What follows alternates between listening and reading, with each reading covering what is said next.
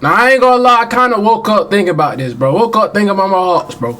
If we go another year with having Big O at center, bro, I know something, bro. Like, I'm tired of this, bro. Obviously, last year we did terrible with that first pick.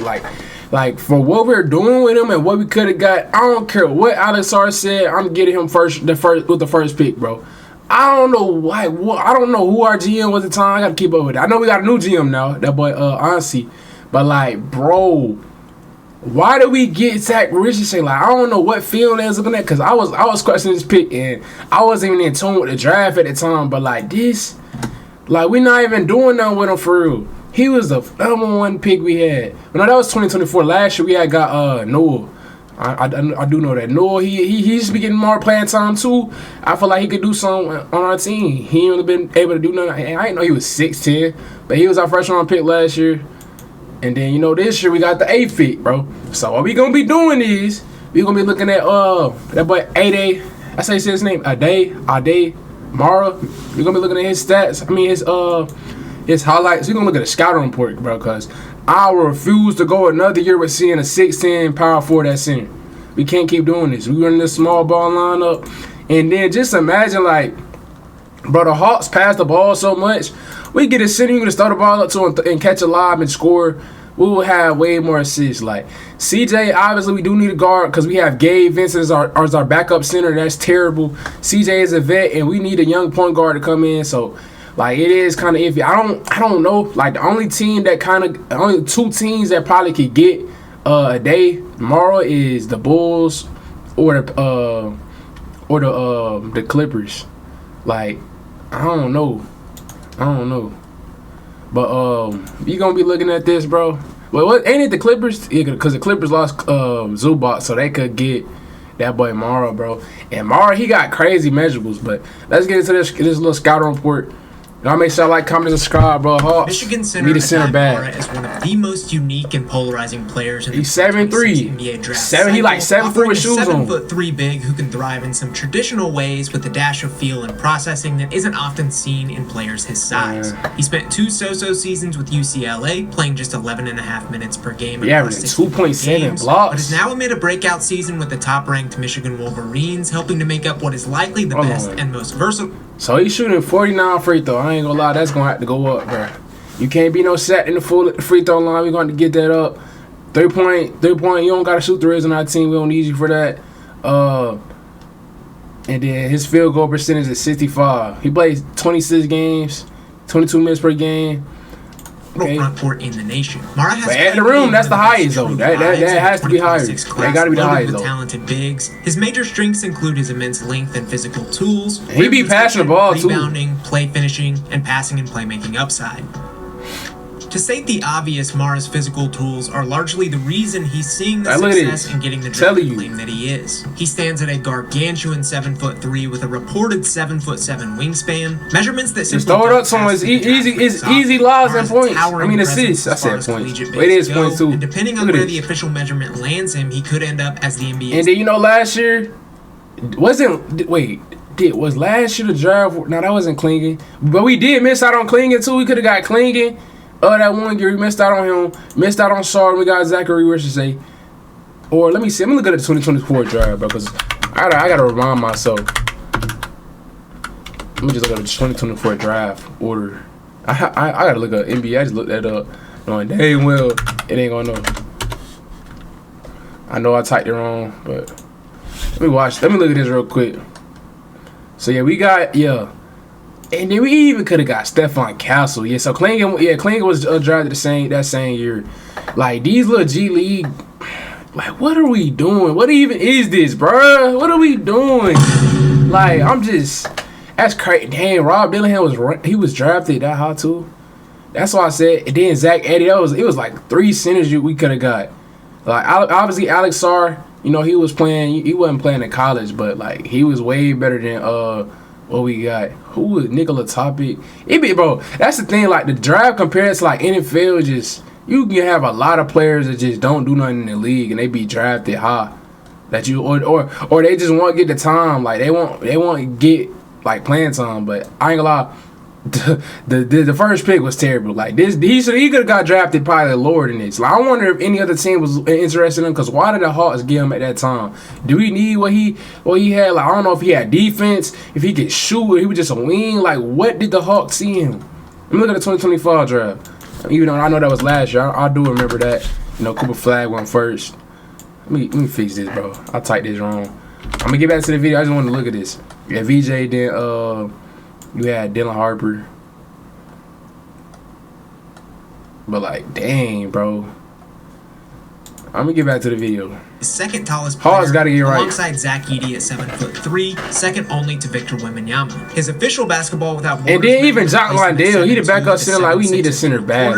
Like, which would still help him crack the NBA's top 5, joining obviously, you know, Kristaps Porzingis. It is gonna be cons in his game. Not a bad group of names to be associated with. Additionally, Mara has a little bit more mobility, fluidity, and coordination than your typical big of this size. This obviously has its limits, but he is a little lighter on his feet than you'd expect, which is notable because he isn't thin like some current NBA 7-footers, weighing in at 255 pounds per Michigan. We'll touch more on Mara's play style through the rest of the video, but there's no question that the NBA is becoming increasingly infatuated with Major League Plus size. And his perimeter having defense. a back pocket option in Mara with players such as that's good D. Chet Holmgren, Alex Sarr, Evan Mobley, and plenty more 7-footers surging is a small reason I think his stock could end up higher than. Oh my gosh, nah, that was crazy though. Block. Oh my goodness. Two of the things most aided by Mara's size and length are his rim protection and rebounding, which are likely his two biggest natural strengths. I ain't gonna lie, he might just be the Wemby stopper, bro. His general defense, like in the paint, he definitely gonna give Wemby a run for his money. I don't know what Zach Edey did. He played against Wemby, but I don't know. I gotta actually want to look at that. Like, how do they line up against each other? To block and deter shots with ease due to size, instincts, and great timing. Perimeter His defense presence alone leads to overthinking from scorers around. That wingspan crazy. For good reason. He's blocking 2.8 shots per game with Michigan across just 22.8 Another minutes one, played, rounding out to a ridiculous 6.6 blocks per 100 possessions. Overall, he's posted a 13% block percentage paired with the defensive box. Oh my god, pointing to how much he's you know what he's doing to you all night. He's not like over jumping. The game is much more apparent in flashy offensive stuff, but he's a smart defender. He don't even got to jump crazy too. Positioning, which when paired with I knew this was Oregon court. Rim protector, in total, players are shooting just 30% in the vicinity of Mara. He's a bit up and down in the discipline department, showing the wherewithal to contest without fouling on some occasions, but seeing a few nights where he can be a little trigger happy. Mara plays the majority of his defense in drop coverage, meaning when ball screens involving his man happen, he backpedals and attempts to keep both. That would have been somebody in the NBA. Somebody would have made that. Good feel for how the action is shaping up, anticipation, and obviously size that's hard to get around. Nah, he be talking crazy. Hold on, bro. He be getting in folks' face, bro. It's hard to get around. I ain't gonna lie. We need to sit it on like that. Mobility shines here the most on defense. He's holding the roll man to just 27% shooting in total on 30 attempts per synergy, and these are mostly missed threes given collegiate bigs just don't have the tools or even feel the need to test him that often. That's a phenomenal mark. One thing I was thinking, like, you know, watching that Lakers game, bro, like the center position is like it's a big skill gap. Like it's so hard to like, you know, have good centers in the league, and it's like they get exposed so much. Like every center probably except for like Wemby has like even Wemby, he have his days where he look crazy on defense, but like centers gonna get scored on obviously, but it's a big old skill gap in center. Like, you know, the team that's in the playoffs now, right? Let's name all the centers. You got Cavs, they got Jarrett Allen, Evan Mobley. Both of them, they play center for the team. They decent. They all start. Jarrett Allen, kind of, I don't know if he was injured, but they decent centers. I ain't gonna say all star. You know, I think Evan Mobley made all star last year, but then we gonna go with the Pistons. You got Jalen Duren. He made an all-star game, but he be having his odd days where people be on him talking, "Hey, you need to go get some more rebounds. You need to get out of foul trouble." Like the centers be getting picked on in the league. Then you got, let's talk about the Wolves. They got Rudy Gobert and Naz Reid. They got decent centers. Well, Naz Reid, he's 6'9". You know he can play power forward. He power forward / center, kind of like how we use Big O. But Naz Reid, he decent though. He can do a lot. He versatile. Then Rudy be having his days where he look uncoordinated, and you know, but he have his days where he look dominant. He blocking everything. He dunking. He looking good. Then you got who else? Knicks. They got Carl, and then they got Mitchell Robinson. Now Carl, I know you. Like I said, every center will have his days. But Carl, you know, he is one of the good centers in the league. He get rebounds. He gets scored, and he got a little defense. I don't know. And then you got, you know, Mitchell Robinson. He alright. He give you this little second role. I mean, you know, the second center. You get a little decent production. He can do some, grab some rebounds. That dude be grabbing rebounds. I ain't gonna lie. Then you got the Pistons. I mean, I said the Pistons, 76, but I ain't gonna go all day about the centers. Let's get back to Aday, whatever his name is. I ain't gonna y'all hands up, but y'all get what I'm saying. The center position is a skill gap, bro. There's a lot of centers, but not they be having their days where they don't look good. Per game, good for a whopping 16.7 per 100 possessions. 5 of his rebounds per game are defensive, with just over 2 being offensive. His build does most of the legwork here, obviously, but he's gotten better about grappling. Yeah, I ain't gonna. That's what I said. The Hawks got developed. Feel for rebounding the ball. Gotta grab that. At the college level, there are times where he won't even have competition for the ball if he can find himself in the right spot. He's pretty unstoppable on the offensive glass with a head of steam, able to get some air under his feet and rise for putbacks. Overall, Mara's unique combination of size and instinct seems set to infuse these more traditional big areas with impact, regardless of competition, which is certainly valuable. Hey! I ain't gonna lie. Yeah, I heard he got the he tied with Taco Fall and Stan Reed, bro. And Mara's offense benefits from that very same combination, helping him to be an effective play finisher around the rim. Overall, Mara scoring 11.2 points in just 22 minutes on an elite 65% shooting from the field. A great mark in obviously limited time. 70% of his field goal attempts have come at the rim, and he's converted on a usually game. Who even is that? I don't know who he was going against. Mara is just an unignorable target around the rim, nearly uncontainable with his size and length, able to shoot over others. Y'all think we be like 7'6" now? Flexibility needed to take different angles. He's an easy target on lobs with a wide catch radius and enough focus to see difficult shots through in traffic. He's notably converted on a great. And then I ain't gonna lie, like, bro, with the OKC with what they have, bro, they have a crazy line because, you know, with Chet, he like a center power forward, but they be having like that line with Isaiah Hartenstein. They just be throwing lobs, and you can't really do nothing unless you got 2 big men that can kind of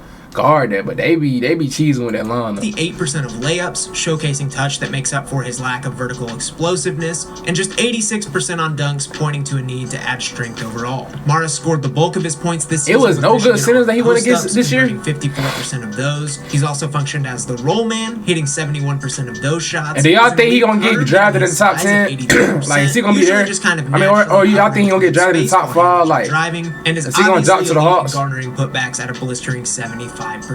Again, his touch is the highlight here, as he can be pretty feathery in going off the glass either direction, or even using floaters on occasion. Because these centers look terrible, I ain't gonna lie. This can Who is he going to of convertible looks. It's certainly possible that NBA teams will post Mara up given his size and passing skill, which we'll touch on, but I personally think he'll need to continue evolving his pick and roll skill set to get the most out of his offense. Look this mostly just involves continuing to be effective here at higher volume, given he's shown okay mobility and finishing at 1.2 points per that Michigan team was a super squad, I ain't gonna lie. Ultimately, Mara just needs some general refinement on offense to prove himself worthy of being put on the floor. Otherwise, his physical tools alone will carry him a decent ways. But y'all see, bro, he not like dumb skinny. Like, he got muscles on. Far and away the most unique aspect of Aday Mara's game is his passing and playmaking upside, which is pretty special as far as 7-footers go. Mara is averaging 2.5 assists to 2 turnovers per game, posting an 18.5 assist percentage. That's crazy, bro. Already good face value passing numbers for a big. It might be because of his unnatural size, but there are only a few of Mara's assists on tape that don't feel like highlights. His ability to see over the defense is a real weapon, and he has a knack for reading the floor and dishing accordingly, even showing some manipulation. I could already see it, bro. Jalen Johnson, he get the ball in the paint or like the top of the key free throw line. Jalen Johnson cut lob. I can already see that. NAW corner 3. Everything. Outlets fresh off the glass, hub-esque stuff and DHOs. I need some water, hitting shooters and especially cutters. Lobs, quick reads out of the short roll, high-low big actions with precision around the rim. These little behind-the-back flips when pressured. He showcases just enough accuracy with consistency to believe this area long-term and can fit passes through exceptionally tight windows. On the flip side, there is still a ton of needed development here, pointing to the upside portion. Mara can be really loose with the ball, a little too patient in waiting for the exact right pass, allowing pressure pressure to get to him, and can force it a little too much. Something NBA teams will especially look to cut out is his fondness for the flashy play, which can turn on him in the form of rough turnovers. Ultimately, his general feel, positive assist to turnover ratio, and overall improvement. Oh yeah, let me look at one more thing too. I wanted to look at one more thing, bro, because I actually didn't know. Is this his Also, he a junior, so let me go through his stats. Like, how did he progress? He went from 3.5 points, only played 28 games, then played 33, had 6.4, and then he had, I don't know how much minutes was he getting a game. But I don't know, y'all see he progressed. Obviously, he started way more games, but 12.1 points and 6.8 rebounds. It's not that bad. Really great building block. Could be better though. I ain't gonna lie. I do say he could grab. He can grab more rebounds. Overall, rather than a simply traditional big who thrives only with size, it puts his ball skill and feel front and center, and adds some dynamism that all NBA teams will be looking for out of their modern bigs. Behind the back pass, knock down. Only 3 offensive rebounds for Nova. Hey, is he get a little midi to him too? He can shoot a mid range.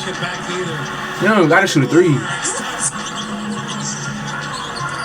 Lob. Oh my god.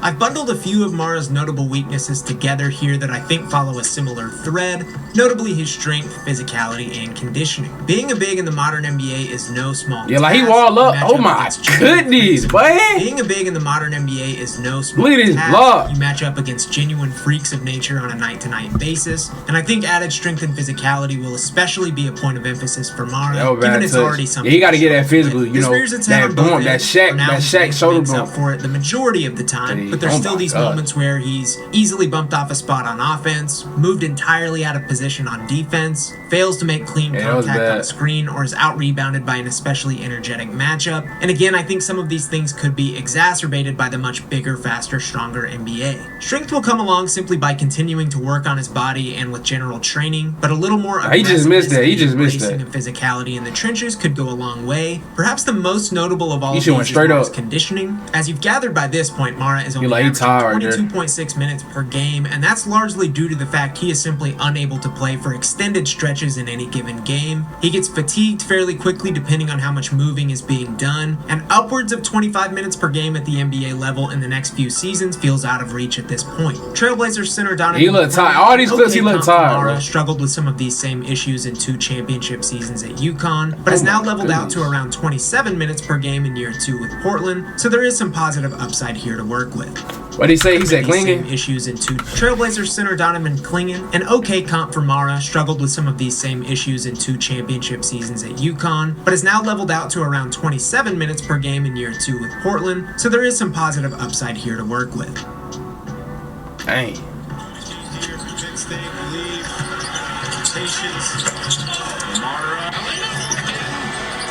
Alright. This the cons, bro. That was just bad touch. Considered a few different options here, and ultimately again decided to package a few together just due to the uniqueness of Mara, and I landed on general versatility. Aside from his feel for the game and passing ability, which admittedly does add some layers to Mara. See them long arms, it's hard to shoot with them arms, I ain't gonna lie. Defense, I think there's certainly some value and impact to be had in the player that he currently is, but not nearly as much as there would be if he could add a few more wrinkles to his game, which could make him a genuinely versatile, potentially starting level center at the NBA level. Offensively, it's essentially all about spacing the floor. The threat of a 3-point shot would offer so much optionality for Mara both individually and within a team scheme. Unfortunately for now, he's pretty far off from this being in his bag. He's taken just 8 I ain't gonna lie though, Big O, y'all seen what we did with Big O. He was not shooting like that in the NBA. We can go look at it right now. I'm gonna go show y'all if y'all didn't know. Big O is not shooting that good. Like, look. Look where that 3-point percentage. His 3-point percentage was always kind of the same, but I don't know if they got 3 points made. His field goal percentage went up crazy though. When I it was 3-point percentage. His field goal percentage actually went down. He was shooting 60, and he started shooting more threes. Where can I see it at? Well, no, it's right here. Yeah, it's right here. This where you can see the real, like, how he got better. Oh my God. But look, he shot 48 shots, 148, then went 144. Made 144, missed from 383. But he shot way better this year. 37%. Okay. We can do something with that. 26 games with Michigan, having hit on just 2. Even worse, he hasn't shown much touch, if any, on the actual attempts, and his flat-out bad free throw conversion at 49%. Yeah, the free throws, though, that's going to leaves get a lot better. to be desired, and is really a legit issue given how much he's fouled. On defense, added versatility would mean defending in space, being able to switch, basically anything that would give him versatility outside of simply defending the paint. This one feels slightly more attainable. There have been more replicable flashes of him moving his feet and showing the necessary lateral quickness to stay in front of quicker players, but it's still far too inconsistent and certain yards away. Stretch bigs will be a fairly easy counter to Mara in his current state, and the NBA right now is filled with plenty of these, or even worse, teams willing to simply play small and go 5 out, which I'm not sure he could capitalize on just yet.